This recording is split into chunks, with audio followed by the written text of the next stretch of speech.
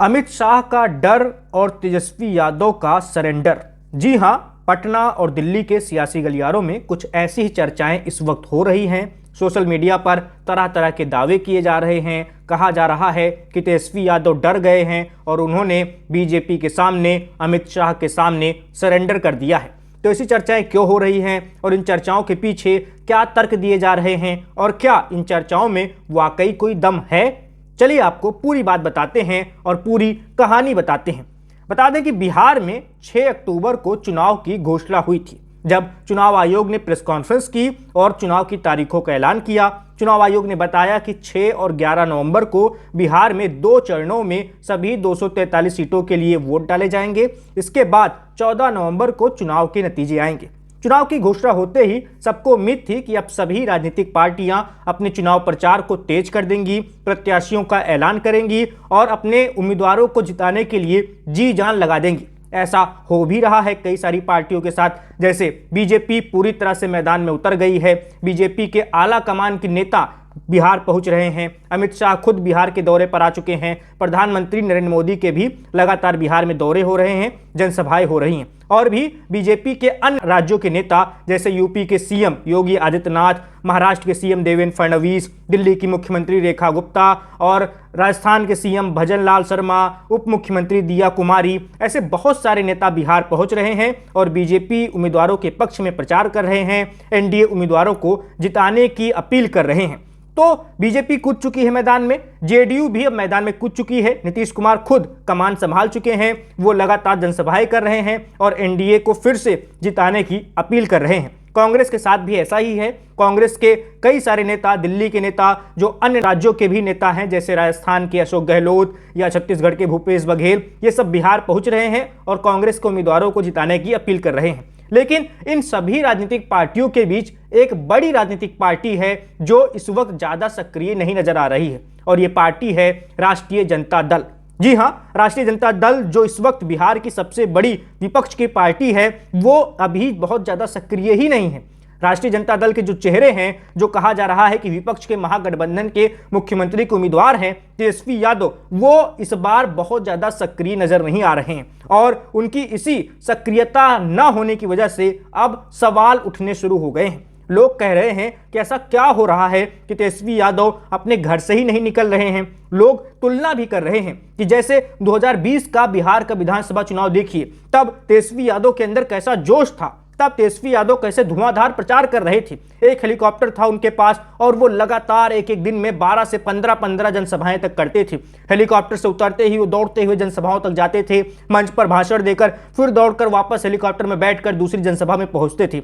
जो जज्बा, जो हौसला और जो मेहनत 2020 के बिहार विधानसभा चुनाव में तेजस्वी यादव ने दिखाई थी, वो 2025 में क्यों नहीं दिख रही है? यही सवाल उठ रहा है। और इस सवाल के बाद, ये सवाल उठाने के बाद लोग कई सारी कड़ियां भी जोड़ रहे हैं पीछे से। जैसे कि 6 अक्टूबर को चुनाव की घोषणा होती है, इसके बाद 13 अक्टूबर को तेजस्वी यादव दिल्ली पहुंचते हैं और जो घोटाला मामला था उसमें वो कोर्ट में पेश होते हैं और पेशी के बाद वो फिर से जब बिहार पहुंचते हैं तो अपने घर में ही बैठे रहते हैं, घर या दफ्तर। वहां पर वो प्रत्याशियों का चयन करते हैं, महागठबंधन के अन्य नेताओं के साथ सीट शेयरिंग पर चर्चा करते हैं, कांग्रेस के नेताओं के साथ और मुकेश सहनी के साथ जो विकासशील इंसान पार्टी के प्रमुख हैं। लेकिन ये सब कुछ तो तेजस्वी यादव कर रहे हैं, मीटिंग्स खूब कर रहे हैं, लेकिन वो मैदान में क्यों नहीं दिख रहे? वो जनसभाएं क्यों नहीं कर रहे हैं? वो अपने प्रत्याशियों के पक्ष में वोट क्यों नहीं मांगने जा रहे? रैलियां क्यों नहीं कर रहे? रोड शो क्यों नहीं कर रहे? तेजस्वी यादव, ऐसा क्या हो गया है उनके साथ कि उनके पास समय ही नहीं है? ऐसा तो पिछले चुनाव में भी था, पिछले 2020 के चुनाव में भी सीट शेयरिंग का मुद्दा रहा होगा। 2020 के चुनाव में भी तमाम तरह की गठबंधन में दिक्कतें रही होंगी। जो सारी समस्याएं इस बार के चुनाव में है, वो सारी समस्याएं 2020 के चुनाव में भी थी। लेकिन इन समस्याओं के बावजूद 2020 के चुनाव में तेजस्वी यादव मैदान में सक्रिय थे, वो रैलियों में नजर आ रहे थे, वो रोड शो कर रहे थे, जनसभाएं कर रहे थे। लेकिन इस बार तेजस्वी यादव ऐसा कुछ नहीं कर रहे हैं। तो ऐसा क्यों नहीं कर रहे वो? क्या इसके पीछे कोई और वजह है? क्या बीजेपी से डील हो गई है तेजस्वी यादव की कोई? क्या जो कोर्ट केस है चल रहा है तेजस्वी यादव पर और लालू यादव परिवार पर, उसकी वजह से तेजस्वी यादव दबाव में है? और क्या सच में कुछ हुआ है पर्दे के पीछे जो आम जनता को नहीं दिख रहा, जो हम सबको नहीं दिख रहा, लेकिन वो हो चुका है?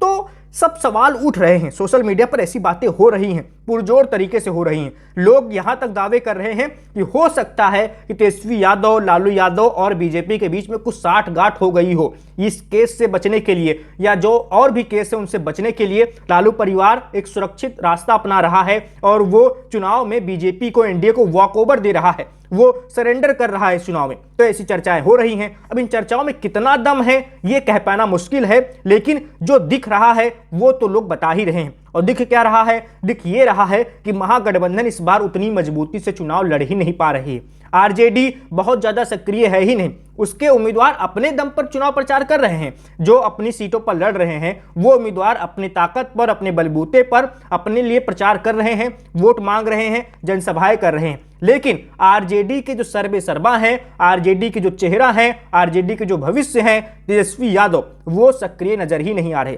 क्योंकि तेजस्वी यादव ही इकलौते अब लालू परिवार में बचे हैं। और कौन बचा है आरजेडी उम्मीदवारों के लिए प्रचार करने को?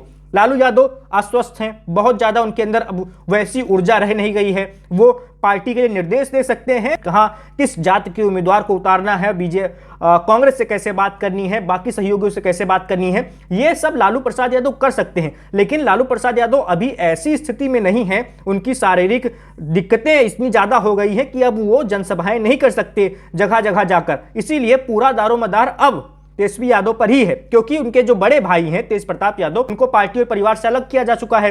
तो तेजस्वी यादव ही इकलौते बचते हैं। बहनें बहुत उतना ज्यादा सक्रिय नजर नहीं आती। हालांकि राजनीति में कई सारी इनकी बहनें हैं।